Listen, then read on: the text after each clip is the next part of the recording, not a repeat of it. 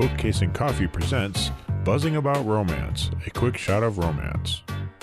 On this episode of A Quick Shot of Romance, we are reviewing Her Scottish Rogue by Dahlia Rose. Sadie, do you want to read the first part of the synopsis and I'll read the second? Sure. Across the sea, the cannons echoed and her ship came over the horizon. Sadie and the crew of the Coral became his savior. She gave him sanctuary from his nemesis, who was like the dark storm clouds waiting outside the pirate's lair. Sadie was strong, brave, and even though she lived through atrocities to become the leader of Rum Cay, her kiss felled him, the innocent lips of a woman who never knew love. Captain Laith MacKay had no lands and his home was the sea until now. Even if she didn't know it, Sadie needed a protector. Laith vowed he would be that for her and more. She would have made his love. Sadie, no surname because the pirate who raised her never gave her one. She led the overthrow of Rum Cay and now it was a thriving community. Then Laith came along and made her plans as murky as water in a pond. His assured feelings frightened and confused her. 3 battles were brewing on land and on sea. The third was within her, and the new feelings lay stirred deep at Sadie's core. He wanted to give her his name, join as much more than just an alliance, but in love. Sadie has never trusted any man, but his passionate kisses promised calm waters and a life she never dared to hope for. Would she dare give herself over to the captain of the Vengeance?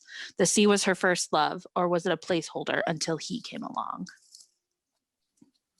All right. So this came out really recently. It just dropped in February, and it's a pretty short little book. It's a cute little story, almost a novella length, I would say. Yeah, definitely. And the tropes include pirates. I mean, who doesn't love a good pirate? Interracial love, a Scottish hero. And I would also categorize him as a hero with no chill. Like, He's never been chill once.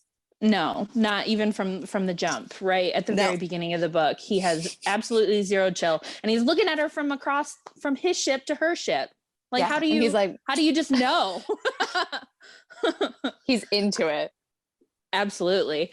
I'm going to have to agree. The steam level on this one is low to medium steam, like Sadie, actual human Sadie right here Sadie on the podcast she mentioned the zero chill, but it's a novella type length. No, it's shorter. So I feel like to pack too much steam into it, it would have taken away from the whole story that was brewing within the 100 and some odd pages on it. But yeah, low to medium steam for sure. What'd you think, Katie? I liked it. I admittedly have not read any pirate romance. Like I've stuck pretty close to Regency. So it's nice to kind of be able to read something that I maybe wouldn't have necessarily picked up. I was going to read this one regardless. I saw the cover right before it released in February. So it absolutely intrigued me. So I just kind of want to read some more pirate romances, especially if the lady is a pirate. I feel like that might be the crucial part of it. That was definitely part of the reason I was so excited to read this one, was that it's a pirate queen, essentially. And they mentioned Anne Bonny. And so there's some actual pirate lore in there. And so that was really cool. And I mean, there's a pirate queen named Sadie. I was going to read this. She was going to read it. There's very few Sadies in romance. And I was just going to jump all over this. I also really loved, there was a whole island of freedmen and the matriarchal society. And I really enjoyed that. So she's a pirate queen. Her entire ship is run by women, and they've essentially set up a safe haven for those running from bondage. And that was really kind of cool. And Laith, being a hero with no chill, is actually sort of a sweetie and a rogue. He's not an alpha hole in any way, which I really appreciated. He could have been overbearing and he wasn't. It wasn't like a clash. It was a little bit of competence kink. He was very into how good she was at her job. Oh, for sure. And that's the thing too. I think it was never patronizing. He knew as soon as he started to learn kind of about her life and what she had gone through, even to get to the point of, being basically the queen of the island, but better because, she was better than a queen, really. Yeah, she really was. He understood that he needed to kind of earn his place with her, in all senses of the word. Like he was willing to submit, but not just as an ends to a mean. Like he was very aware and putting in the work to just kind of make sure that she understood that he was going to stand beside her, not in front of her. Yeah, I really loved that. I also really loved, well, I will say there's a trigger warning. There is discussions of rape. It doesn't happen from the hero. It happens to the heroine though. And it happened before the book started. And I was really worried we were going to have some magic dick energy. And I hate magic dick. It's a book killer for me. And it's not real. We did not have that. We did not have that. We had a heroine who had experienced sexual trauma, who needed to learn that there could be safe intimacy, and the hero heard her.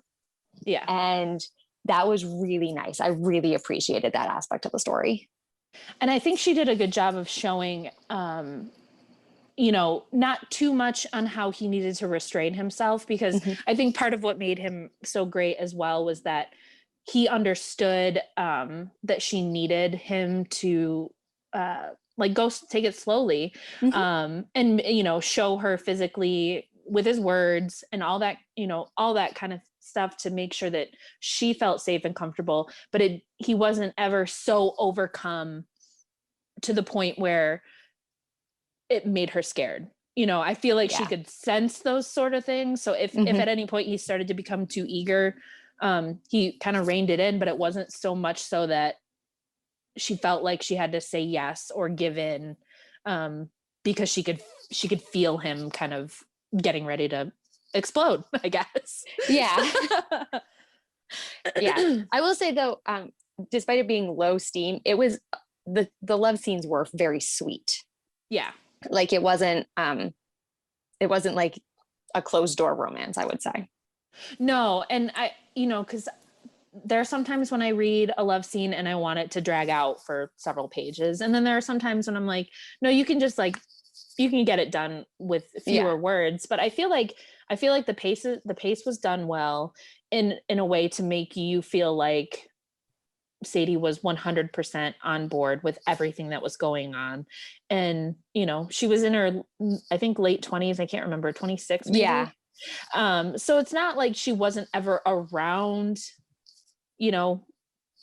men or understood, it was love that she didn't understand because she had never experienced that. And, I like that she addresses that too. So like, that's in such a short book, you kind of get to watch her have these realizations for the first time, and she's very open to that. Like you would think that somebody in her position, after what she'd experienced, she would be a little bit more hesitant, but I guess, and that's the whole point of this, is that when you find like your perfect match, you don't really have to slow down as much. Yeah. I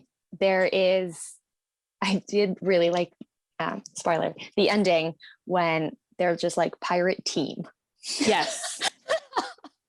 Yes. Like nobody had to give up who they were. No one had, like, you could appreciate that they so saw themselves as independent entities that were a team.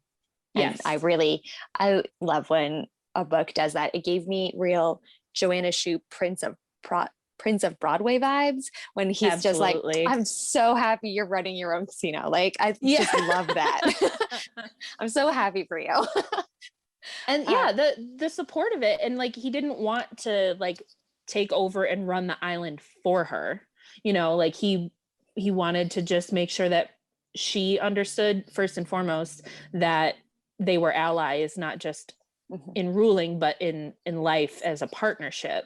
Yeah. And as long as that's the case, then I'm totally good with, because at first when he talked about wanting to settle down there, I was like, okay, but don't. Yeah. I never thought he was ever going to try and overthrow her power or anything like that. And I loved the background characters, like her first name, Ella, and his first name, Graham. I don't know how to pronounce it. And then the doctor, Dr. Laura, and her husband, like they just, and the other pirates that she's able to call in for help because she's who she is.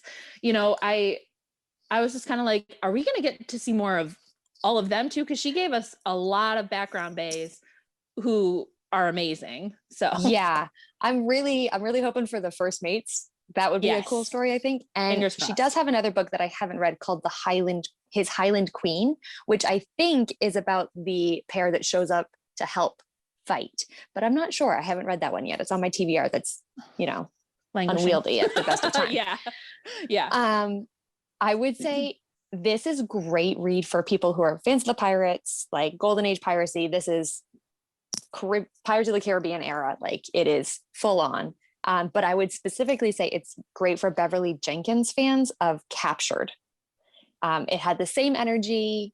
It had the same sort of like island haven that they have set up to like run themselves independently, and a hero with zero chill. Yes, absolutely. Honestly, I can't really add much more than that because, if you like pirate romances, then you will enjoy this book. And it's a short one. It's a quick read.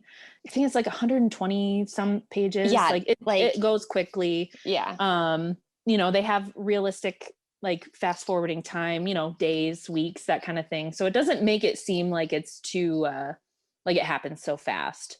But yes, absolutely. Captured by Beverly Jenkins is a good lead up or comparison in terms of what's going on in the story.